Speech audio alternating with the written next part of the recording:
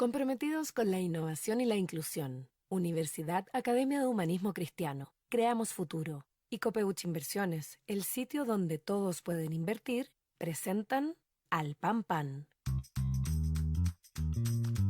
En el Mostrador Podcast, debate y conversación para comenzar tu mañana. Al Pan Pan, con Mirna Schindler. Entrevistas con los actores de hoy. El Mostrador, el poder de la independencia.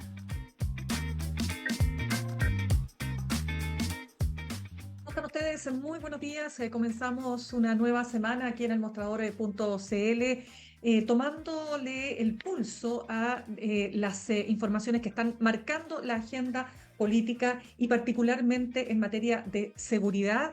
Lo que ha pasado también en el norte, lo que ha pasado en Putre. 39 conscriptos han decidido dejar el ejército precisamente por lo ocurrido con este joven Francisco Vargas, un conscripto de 19 años que murió y que su madre sostiene que había sido objeto de maltratos, no solo su madre, sino también hay otros testigos, pero en definitiva lo que está pasando en Putre nos tiene que, por supuesto, llevar a atender cuál es la situación de los conscriptos y, por cierto, también nos hace recordar lo ocurrido en Antuco. ¿Hay similitudes o no? Vamos a estar conversando de aquello, pero también de lo que ha sido, ¿no es cierto?, el despacho de este proyecto de ley que ahora tiene que pasar al Senado, de las reglas de uso de la fuerza, y donde hay una controversia que se ha generado respecto de la utilización de la justicia militar para resolver casos donde estén involucrados policías y también integrantes de las Fuerzas Armadas. Se ha hablado de un retroceso, de volver a situaciones que ya pensábamos que estaban olvidadas. Otros dicen que la justicia civil no da garantías a los uniformados. Bueno, de todo esto y más queremos conversar con nuestro siguiente entrevistado, senador socialista por la región de Arica y Parinacota, exministro del Interior. Estamos hablando del senador José Miguel Insulza. Senador, ¿cómo le va? Un gusto de tenerlo nuevamente con nosotros. Muy buenos días, Mirna. Qué gusto de saludarla. ¿Cómo está usted? Gracias. Muy bien también, pero preocupada porque, tal como le contaba antes de comenzar la entrevista, cuando uno hace un recorrido de los hechos que ocurren, ¿no?, en materia de seguridad en nuestro país, francamente a veces son bien escalofriantes. Vamos a estar ya con aquello, pero quiero, senador, partir por lo de Putre. Sí, como, Es imposible no recordar lo que pasó en Antuco, la tragedia de sí. Antuco. ¿Hay algo que a usted le haga Bueno, pensar que pueden haber similitudes? mire, no hay similitudes en dos sentidos. Que ambos son, de hecho, muy negativos, pero en este caso, por alguna razón, se ha guardado una especie de sigilo bastante impresionante. O sea, mucha gente ni siquiera sabe lo que pasó. Se sabe que falleció un conscripto, la verdad es que a mí me ha sido difícil recoger los pedazos. Y yo espero todavía que el Ministerio de Defensa, porque para eso está el Ministerio de Defensa, haga una declaración clara diciendo qué es lo que ocurrió. Aquí lo que pasa es que hubo al parecer alguna situación con el conscripto que falleció, que por un lado se le asocia con una bacteria que tendría contagiado a otros conscriptos todavía, que son dos fuera de peligro y dos con algún peligro todavía, y que contagió una cantidad importante de personas, ¿no? Parece ser que esto fue lo que originó esta especie de esta situación en una zona que es bastante compleja, bastante inhóspita, un lugar hermoso, pero bastante arriba, y los que viven ahí están acostumbrados, pero los que no lo están, ¿no? Y ahí hay 250 conscriptos. Ahora, de esos 250 conscriptos, como digo, algunos se enfermaron, fue lo del conscripto que falleció, y además se ofreció por alguna razón que yo tampoco tengo claro por qué se hizo así, se le ofreció a todos los que estaban destinados allá, que les repito, 250, la posibilidad de dejar el servicio, de dejar honrosamente el servicio, porque usted sabe que existen Claro, la salida honrosa y la salida deshonrosa, salir claro. honrosamente el servicio y reincorporarse a la vida civil.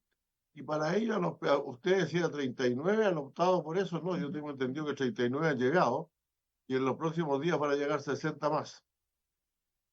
Y por Ah, lo perfecto. tanto van a ser cerca de 100 conscriptos más o menos, que dejaron el servicio militar voluntariamente y 150 que decidieron permanecer. Así que eso está todavía, ahora, ¿qué es lo que pasa? Que lo que yo le estoy diciendo es lo que me han contado autoridades de la zona, Ya. ¿no? Pero, a Sí. ver, el ejército ha dicho solamente que están haciendo sumarios y le ha dado ha despedido con afecto a todos los que han decidido irse y les ha deseado suerte en la vida civil, pero ha dicho que va a ser sumario y no tenemos ninguna explicación completa todavía de las autoridades que corresponden. Yo entiendo que el comandante en jefe del ejército está en, eh, en Arica, entiendo que está el subsecretario de Fuerzas Armadas, y yo espero que hoy día por lo menos haya una declaración formal. De lo contrario, yo me imagino que ya mañana van a haber citaciones al Congreso, al Senado, a la Cámara de Diputados y al Senado para que expliquen lo que ha ocurrido, ¿no? Sí, usted ha dicho varias cosas, senador Insulza, quiero ir detallando algunas, porque efectivamente lo que dice el Servicio Médico Legal, que descarta la intervención de terceras personas, ¿no es cierto?, en la muerte de este joven de 19 años, ¿verdad? Estamos hablando de este joven Franco Vargas, cuya madre sostiene que había sido objeto de torturas, de maltrato. Dicen los mismos jóvenes que los obligaron a marchar con polera, tratándolos de cobardes, maricones, en fin. Entonces, eso es lo que yo le decía que hace pensar, por supuesto, guardando las diferencias, ¿no? Pero hace pensar en lo que ocurrió, en la tragedia de Antuco. Sí, sí, Y que por recuerdo eso le Antuco, decía, efectivamente. claro, entonces ese es un tema. Por un lado, ¿no es cierto? ¿Qué está pasando con las instrucciones de esta naturaleza? Que usted dice, faltan declaraciones de vida, pero lo segundo, y con esto cierro, ¿usted diría que le ha faltado a la autoridad, partiendo por el Ministerio de Defensa, una reacción más inmediata tras conocidos los hechos? Yo creo que conocido los hechos, lo menos que cuando afectan a tantos jóvenes, y en un lugar, como digo, que ciertamente donde estaba haciendo el servicio militar, eso recuerda a Antuco necesariamente, que a pesar de que Antuco desgraciadamente concluyó con muchos más, con mucho más personas muertas, ¿no? Jóvenes muertos. Y además Antuco en realidad hubo bastante más claridad en cuanto a lo que había pasado, ¿no? A los pocos días se sabían los hechos exactamente y estaban abiertos ya procesos, no solamente sumarios e investigaciones, ¿no? Ahora, claro, hay un trato, todos sabemos que en el sistema militar los entrenamientos van llenos de malos tratos y de cosas muy duras, se trata muy fuerte a la gente, etcétera. Es un tema que ciertamente se podrá investigar, analizar a través de organizaciones de derechos humanos, pero es la forma en que se trata a los conflictos en todo el mundo. Esa es la realidad. El entrenamiento militar está lleno de muchos epítetos, de muchas humillaciones y de mucha dureza, rudeza. La pregunta es si hubo violencia indebida y si el maltrato llegó más allá de lo que es aceptable de acuerdo con las normas, con los protocolos de la misma Fuerzas Armadas, ¿no? Ya, pero ahí usted diría que, de nuevo, la autoridad civil, el gobierno, la ministra de Defensa, debió reaccionar más rápidamente. Absolutamente, absolutamente. Yo no sé si se reaccionó rápidamente o no, porque lo único que sé que fue el subsecretario, el don Galo, no recuerdo el apellido en este momento, el subsecretario de Defensa está allá, pero lo que yo sé es que está allá. No sé, ni siquiera sé qué es lo que ha pero, hecho. pero Es varios días evidente que después. actúa, es evidente que ha actuado porque ya se tomó esta decisión ahora, es interesante que en un cuerpo armado se dé a los que están sometidos a este régimen, a los que aceptaron hacer el servicio militar, a los que fueron voluntariamente a Putre, no sé si voluntariamente, pero por lo menos en su mayoría ingresa abierta, es decir, voluntariamente al servicio militar, ahora se les dio la oportunidad de salirse.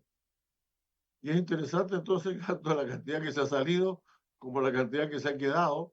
Y yo me imagino que de los que se han salido vamos a escuchar un poco más, o de la ministra de Defensa en el día de hoy, ¿no? Porque no ha habido, no ha habido información sobre la materia. Bien, Como digo, a mí senador, sí. me han informado autoridades civiles de la región de Arica y Parinacota, que ciertamente han estado vinculados, son los que Ujú. me han dado toda la información para la que se ha visto en los diarios. Pero yo no he visto Sí. que haya salido, a pesar de que evidentemente de que el ejército hizo una declaración diciendo que se había dado la oportunidad esta de salir, que se despedía con mucho afecto y muy agradecido a los jóvenes que se iban y se les deseaba un buen retorno a la vida civil. Pero la cifra, usted mismo decía al comienzo 39, la cifra que yo tengo es de 100, que aquí a Santiago habría llegado 39, pero que estaría volviendo en dos aviones 30 más, dos veces, en 12 vuelos 30 o 30 ex conflictos más que igual te sea el licenciado, ¿no? Lo cual muestra Claro, una cosa también interesante, parece que todos eran de sí. Santiago.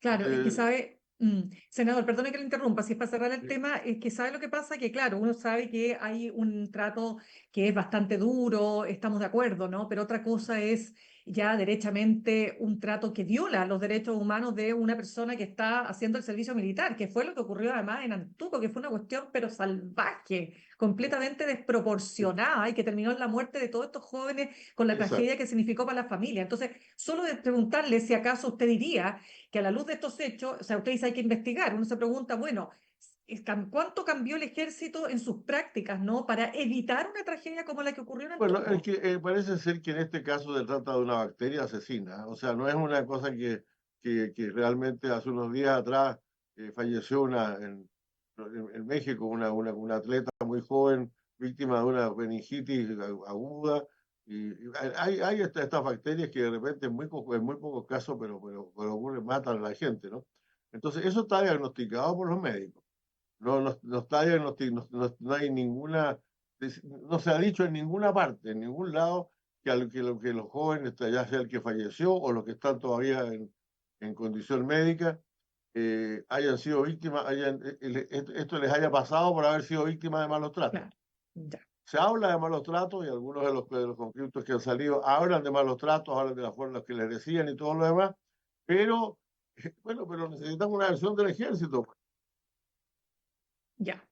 Ok, falta ahí todavía, dice usted, Por cierto, y a mí me claro, asombra esto cuando pasa una tragedia. Mire, el otro día, por ejemplo, cuando se fue el asesinato de los carabineros, las autoridades estaban en la pantalla a las pocas horas diciendo todo lo que todo lo que sabían de lo que había ocurrido. Si nadie pide que no hagan sumario, yo estoy de acuerdo en que hagan sumario, pero lo que uno pide es por lo menos informar cuando se está hablando, fíjese, se está hablando de las vidas de una, de 250 jóvenes. claro, pero la pregunta es, ¿quién debió haber dado esta información? ¿El ejército rápidamente O el o el Ministerio ministro de de Defensa. Defensa? Ya, No sé por protocolo a cuál le corresponde, pero uno de los dos deberían claro, haber dado. ya. Y eso es lo que no ocurrió, digamos, o sea, Así no es, fue no, así así. es, así es, así es. Claro. Mire, si per- la gente con que yo hablé en Arica me dio de muy buena voluntad la información que tenían, pero también no Claro. tenían ellos tampoco toda la información, lo cual es bastante insólito porque son gente de gobierno, ¿no? Exactamente.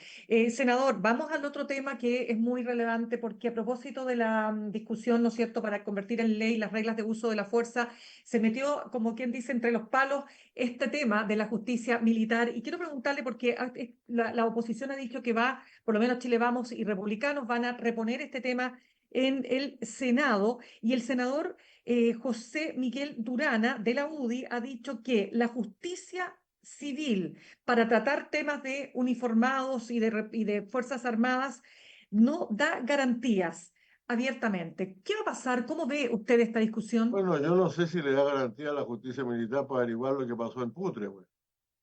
Sería bueno saberlo. Porque la verdad es que todos han alegado de manera bastante ambigua respecto de esto. Yo creo, como usted lo decía al comienzo del programa, que esto es un retroceso tremendo. Y me atrevo a decir que este es el retorno al tiempo del pinochetismo, en que los tribunales militares juzgaban los hechos civiles y los hechos militares. Yo no tengo nada contra el hecho de que se haya una rencilla al interior de un cuartel o robos sistemáticos entre soldados en un lugar. Eso se lleva a la justicia militar. Eso pues, en realidad es medio raro. Es medio raro que una institución estatal tenga una titularidad especial de, digamos, judicial, ¿no? Los otros servicios públicos no tienen sus sistemas judiciales propios. Bueno, pero los otros, eso ocurre hace bastante tiempo. Estos servicios públicos tampoco tienen situaciones previsionales propias. Pero yo creo que sí, el ejército, las Fuerzas Armadas tienen sistema propio, pero que lo usen para ellos, que se use para ellos, que no se use para determinar, para dilucidar si una tragedia que ocurrió en la calle entre militares y civiles, tenga un juicio militar, eso debe ser investigado por la justicia civil. Y en eso avanzamos muchos años sin discutir, ¿eh? Sin discutir. Nadie se quejó ni de las Fuerzas Armadas, nadie se quejó en el Congreso. Lo que pasa es que ahora quieren que sea como era cuando estaba Pinochet, digámoslo francamente. Y eso para nosotros es completamente inaceptable. completamente inaceptable. ¿Cómo ve la situación, cómo ve la correlación de fuerzas en el Yo espero, Senado? es que pasa lo siguiente, aquí empiezan los juegos políticos. Pues. Si la Ujú. gente piensa como el senador Durana, a lo mejor va a volver a presentar la indicación, sabiendo que, que ponen eso a su propia mesa, a la mesa del senador José García Ruminot, que es el presidente del Senado. Tiene que decidir, primero tiene que decidir si corresponde discutir de nuevo la admisibilidad, porque hay muchas discusiones. Cuando yo personalmente creo que cuando una Cámara ya vio la admisibilidad y la declaró inadmisible, quiere decir que ya se acabó, este es inadmisible y no puede pasar de la misma manera al Senado. Pero lo primero que tiene que decidir José García es eso. Y segundo, decidir si la indicación es admisible o no. Y en tercer lugar, habrá que votar. Ahora, claro, como ellos saben perfectamente, o la derecha sabe perfectamente que el gobierno la va a rechazar y que los parlamentarios de oposición la vamos a rechazar, entonces puede que haya el jueguito, el jueguito de siempre, te la tiro para que me la rechaces tú y así pagas tú las consecuencias y no la pago yo, ¿no? Pero aún así yo estoy por votarle en contra, lo he dicho claramente. Si alguien llega, pues, si llegara el momento, que yo espero que no llegara, yo espero que esto no, ni siquiera, yo quiero que esto no se presente al Senado. Y si se presenta al Senado, que se rechace las admisibilidades, que se declare inadmisible como corresponde. Pero si llegara a la derecha que hoy día gobierna el Senado a imponer que la imposición se trate, yo estoy por votarla enteramente en contra. Y si los votos de ellos son más que los nuestros, el gobierno puede perfectamente hacerlo con un veto o con el Tribunal Constitucional. Se ha anunciado mucho el Tribunal Constitucional, pero yo francamente creo que cuando hay discrepancias de principios, estas discrepancias de principios, no habría que llevarlas al Tribunal Constitucional, hay que vetarlas directamente, pues si nosotros somos gobierno y necesitan 2/3 para imponerlo su voluntad. Claro, todo esto, recordemos, senador José Miguel Insulza, se intensifica, ¿no es cierto?, tras el hecho terrible ocurrido en la región del Biobío, en Arauco, con estos 3 carabineros que fueron brutalmente asesinados, ¿no? O sea, no es así. Entonces, claro, se señala que se empiezan a legislar Fíjese, leyes tan relevantes, ¿no es cierto?, sobre caliente, con todas las consecuencias que esto tiene. Pero en definitiva, y quiero es seguir muy grave, y es Sí. muy grave que se empiece a dudar de la justicia en estas condiciones, pues. Que la justicia no da garantías. ¿A quién no les da garantías? ¿Usted diría que Que la hay, justicia... el señor Kass va por allá a decir que la justicia de comunista y todo por el estilo, ¿no? Entonces, realmente estamos desinstitucionalizando. Hay gente que cree que desinstitucionalizando el país lo vamos a institucionalizar mejor. Yo creo que no. Yo creo que esto realmente sería muy grave que se empezara a jugar ahora con las instituciones. Nosotros estamos de acuerdo en una reforma del Estado, por cierto que estamos de acuerdo, estamos dispuestos a trabajarla, una reforma del sistema político, pero en estas cosas que son sagradas, la verdad es que dejémosla un poco con cuidado, ¿no? Con mucho cuidado. Bueno, otra cosa que es sagrada aparentemente, ¿no es cierto?, es la ley antiterrorista. Quiero preguntarle, ¿qué opina usted respecto de algunos elementos de esta ley que contiene, ¿no es cierto?, la discusión y que dice en relación, por ejemplo, con este famoso lobo solitario, es decir, Ah, sí. que se considere una acción terrorista incluso si es, digamos, llevada a cabo por una sola persona, que ahí está puesta, ahí no hay una sola opinión entre los juristas. ¿Cómo lo ve usted? Mire, la verdad es que le confieso algo, Mirna, yo al principio creía que tal vez estos casos deberían quedar fuera, pues estamos hablando de asociación terrorista. Meten de repente que, sin embargo, esto también cuando sea una persona sola la que comete el acto de terrorismo, bueno, pero es que la persona sola que comete un acto de terrorismo tiene que ser juzgada también de alguna manera con dureza, porque, porque ciertamente esto que estamos jugando son delitos, son actos, ¿no? Pero además que a mí me convenció mucho la argumentación del fiscal nacional, que dijo muy simplemente, mire, sobre esto no hay una regla universal. Lo que pasa en otros países no es necesariamente lo que tiene que pasar acá. Y lo que pasa acá no tiene por qué pasar necesariamente en otros países. Y la experiencia acá es que los 2 últimos casos de terrorismo que hemos tenido, en que fueron condenadas las personas por los actos de terrorismo, por poner bombas, uno porque mandó un paquete con una bomba y otro porque fueron a poner una bomba a la oficina de la persona de que se trataba, esos 2 casos son los únicos casos de los últimos años que podemos mostrar, que hemos juzgado y hemos condenado. Entonces, si los excluimos de la ley, si los excluimos de la ley, la gente no entiende que se trata esta ley, pues. Entonces, esto Entonces, es la experiencia chilena, lo que obliga al lobo solitario no es una discusión universal de cómo pasa en Europa o cómo pasa en América, en Estados Unidos, como se usa hacer aquí a veces cada rato, sino en cómo pasa en Chile, y a mi juicio, cómo pasa en Chile es bien necesario considerar. ya, De entonces la usted ley, ya, sí, de la ley yo no, diría solamente lo siguiente, que yo creo que no se salva completamente, pero es lo más allá que se puede ir, el problema que enfrentan los fiscales cuando les llegan, cuando tienen una persona que ya está confesa de haber incendiado algo, o de haber, qué sé yo, puesto una bomba. Pero al mismo tiempo dice que esgrime razones distintas de la del deseo de provocar el terror o el temor de la población. Y dice que lo hizo porque estaba, qué sé yo, enojado con alguien, etcétera. Entonces el fiscal tiene que elegir entre el delito terrorista, que es un gradito más, o juzgarlo con el Código Penal, porque eso, el poner bombas y el incendiar algo, tienen penas muy altas, que llegan casi al presidio perpetuo. Llegan al presidio perpetuo, digamos, cuando se aplican con las agravantes que corresponden. Entonces, ¿vale la pena? Se preguntan mucho usar esta ley antiterrorista. Y esa discusión se formó fundamentalmente cuando Chile fue llevado a los tribunales internacionales de derechos humanos, acusado eh, de racismo, de aplicar las leyes inadecuadamente cuando se metieron algunos actos terroristas precisamente en la Araucanía. Entonces yo creo que todavía va a quedar el dilema para los fiscales cuando hay un incendio con resultado de muerte, o un incendio cuando hay una bomba o algo, decir, ¿por cuál ley me voy? ¿Por cuál ley me voy? ¿Por la ley civil, por el Código Penal, que repito, tiene penas muy fuertes, o por el Código de Justicia Militar? Eso lo vamos a ver en la práctica una vez que se apruebe la ley. de acuerdo, pero senador, solo para entender entonces, usted, o sea, para precisar, usted entonces dice que respecto de esta norma que establece que puede cometer un acto terrorista una persona solitaria, o sea, lo que se llama este lobo No, yo solitario. Usted estoy plenamente de acuerdo con ella, sí, estoy de acuerdo con ella, ok, absolutamente. Creo que es necesaria y más necesaria todavía a la luz de la experiencia chilena. perfecto. Senador, quiero preguntarle lo siguiente porque, a ver, hoy día veíamos una encuesta, la encuesta CADEM, ¿no es cierto?, para esta semana, que muestra una baja bien importante en la gestión de la aprobación respecto de la gestión del presidente Gabriel Boric a un 24%.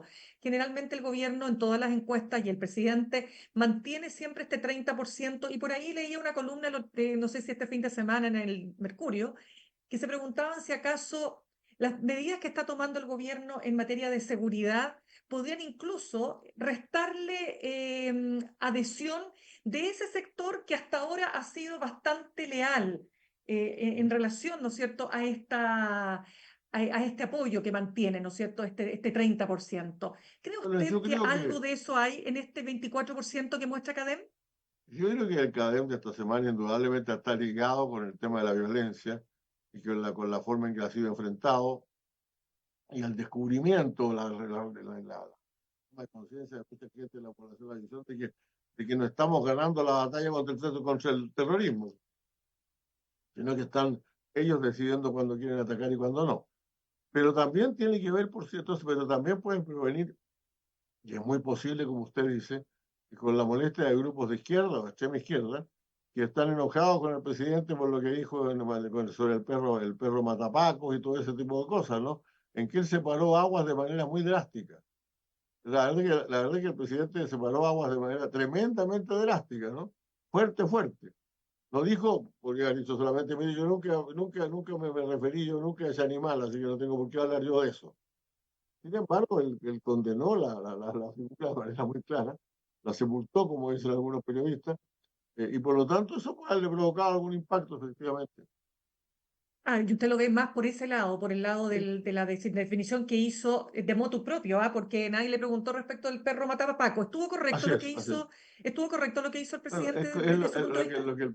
lo que el presidente hizo cuando en contra de la opinión de toda su gente, fue firmar el acuerdo para llevar adelante el proceso constitucional por allá por noviembre del año 19, ¿no?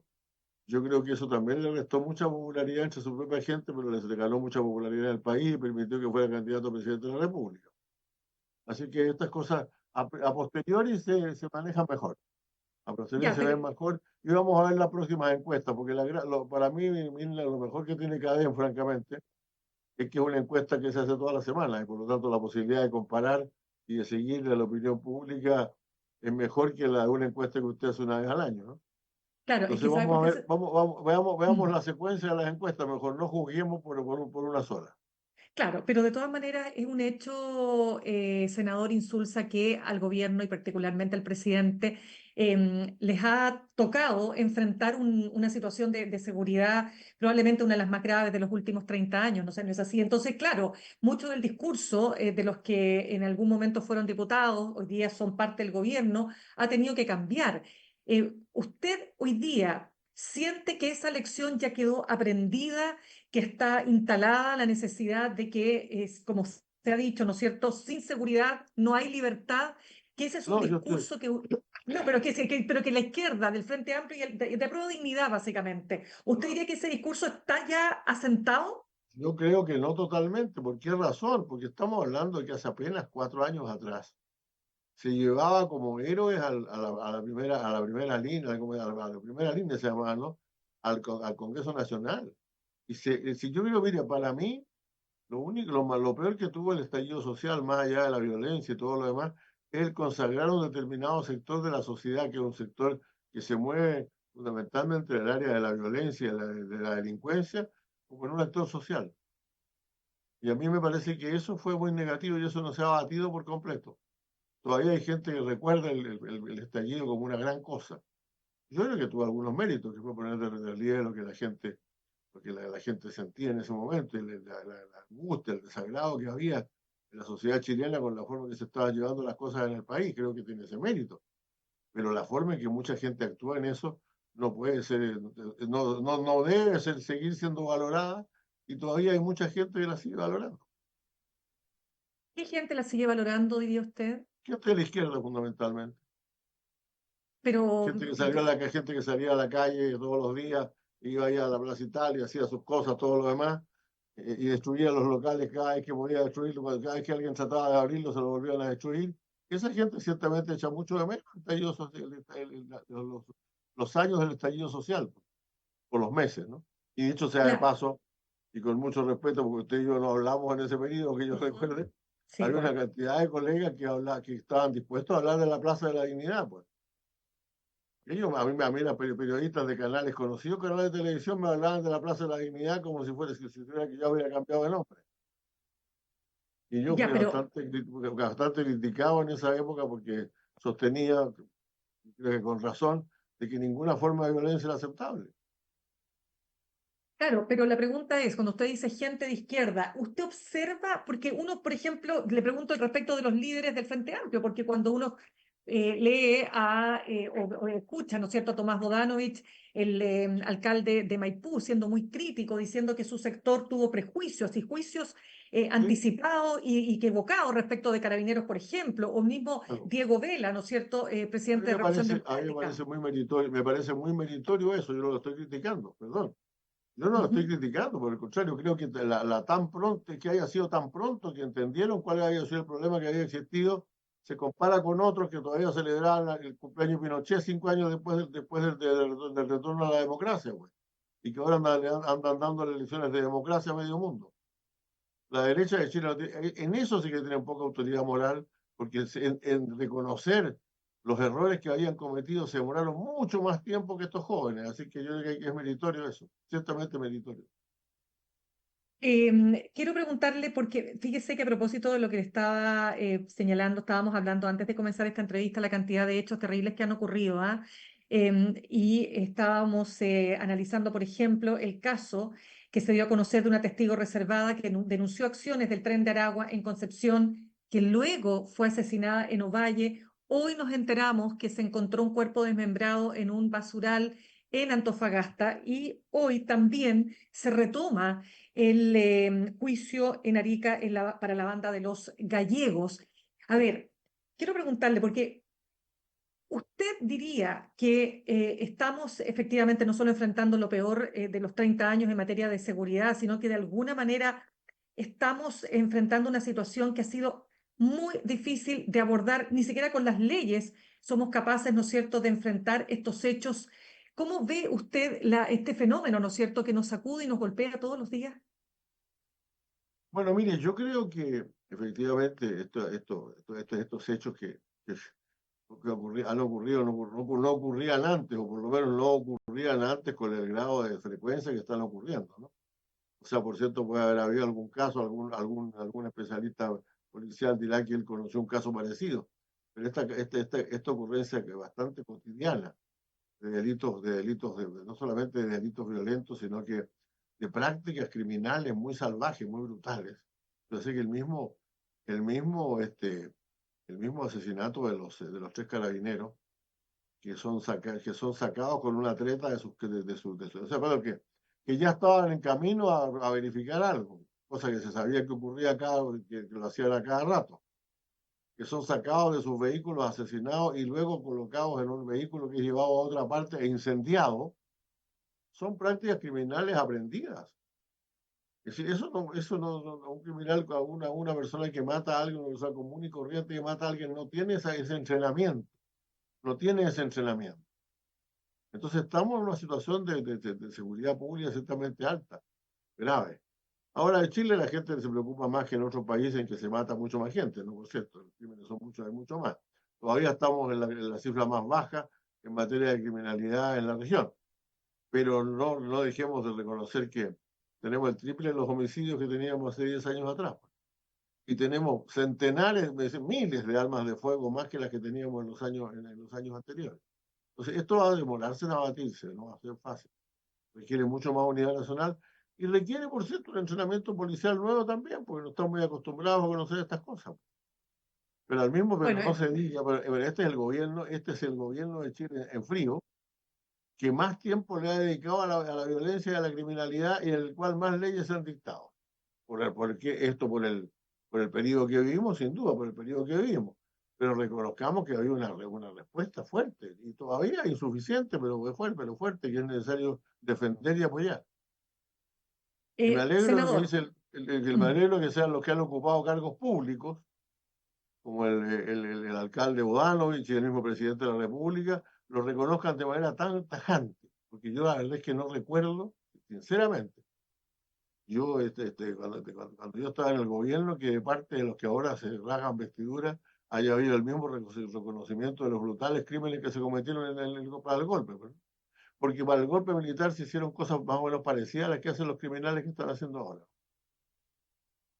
senador, se nos acaba el tiempo muy cortito. Tenemos una situación muy complicada respecto de lo que pasa con la situación de las ISAPRES, en el sentido de que este domingo se cumple el plazo dado por la Corte Suprema, ¿no es cierto?, para que se cumpla el fallo. Y tenemos un tema con esta ley corta. ¿Qué va a pasar, senador, desde lo que a usted le toca, ¿no es cierto?, ahí en el Senado? Mire, yo creo que había una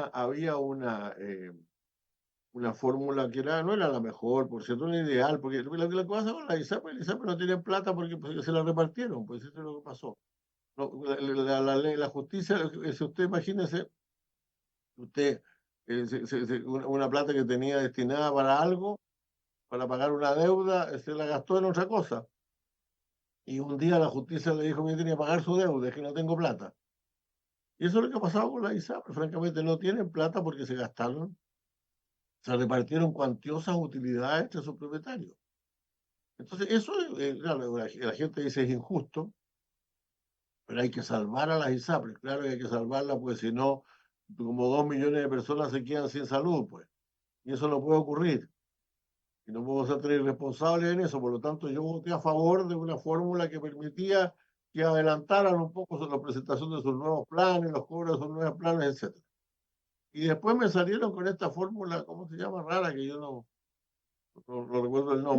La mutualización. mutualización, inventaron esto Claro. que pagaban entre todos y todos pagaban poco. Entonces pagaban los que tenían más responsabilidad, los que tenían menos responsabilidad, todos pagaban juntos y pagaban poco. Y eso lo que hacía era reducir la deuda tremendamente de manera muy arbitraria. Ahora, esto no ha sido discutido a fondo, yo estoy diciendo mi opinión, ¿no? Porque lo único que Ya, hizo el Tribunal Constitucional fue decir, mire, momentito, esto es iniciativa del presidente de la República, esto no son cosas que ustedes pueden iniciar. Dándole la cara al senador Coloma, que era presidente del Senado entonces, y al mismo actual presidente del Senado, que estuvieron todos por la constitucionalidad de esto, ¿no? Hoy día José García dice que efectivamente hay que acatar la ley, por lo tanto mutualización no va a haber mutualización, pero hay que buscar una solución concreta para volver al sistema que se había propuesto y sacar a las ISAPRES.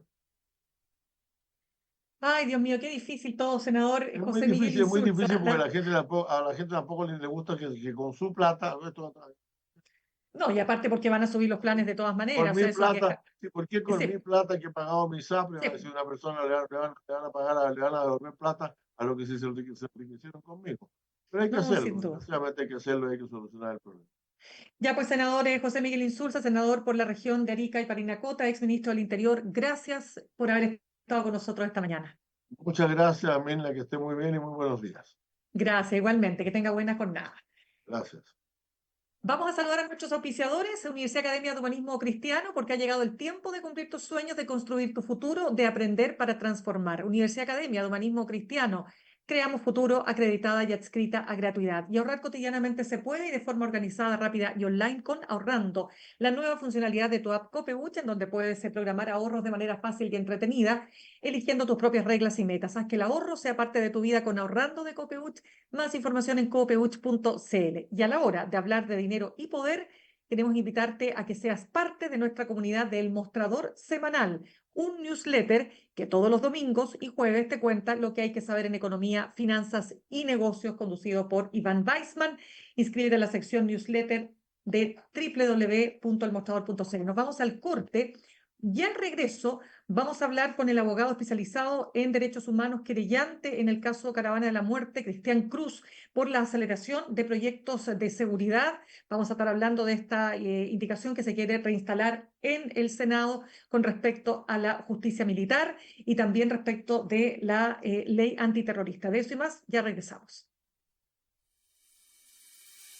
En instantes, una nueva entrevista en Al Pan Pan con Mirna Schindler por El Mostrador Podcast, el poder de la transparencia.